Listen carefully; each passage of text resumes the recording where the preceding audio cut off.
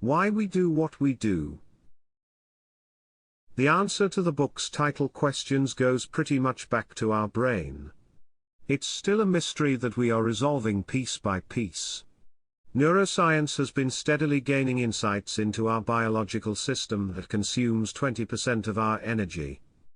If you're asked why you acted as you did, the answer is not obvious. Many of our daily actions are unconscious or habits that we have formed over the years.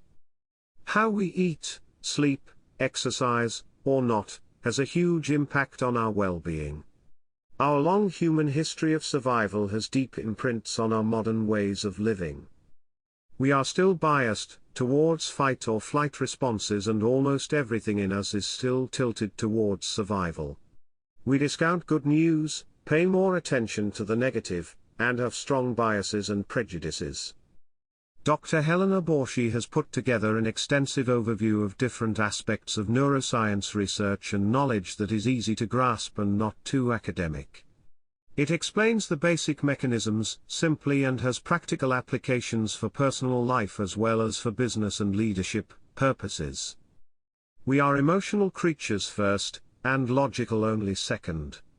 The first response is fast, intuitive, and emotional.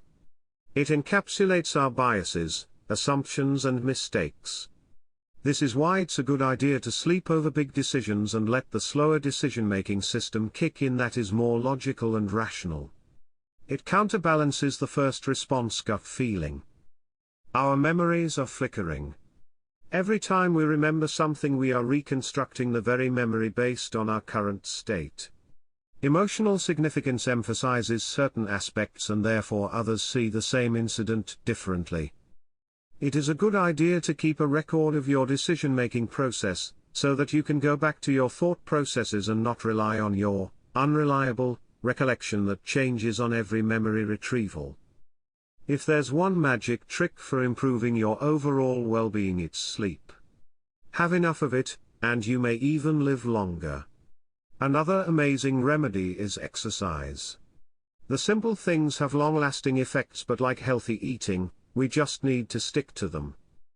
Our brain is constantly overflowed with information, 90% of which is visual.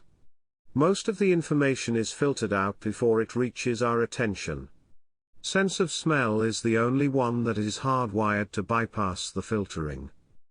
We don't see what we don't expect to see, and our brain fills the missing pieces of information based on our prior knowledge.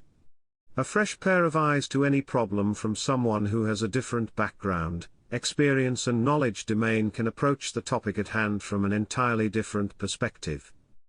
The book gives ideas for communication, marketing, and branding. We respond to nouns quicker than verbs, we see words as shapes and visual associations. It's easier to accept something new if we are given a good reason, and we are explained why. Our hardwired programming towards negative emphasizes and give additional influence on anything negative sounding. Just seeing the word no or a similar word triggers the same hormones and neurotransmitters as what happens in stressful situations. This sets us to expect something painful to arrive, and the body prepares to receive it. Similarly, using but in a sentence cancels everything before it. And to add to the confusion, if you're using don't to tell someone not to focus on something that has the exact opposite effect. We cannot help but focus on that. So, why we do all these things?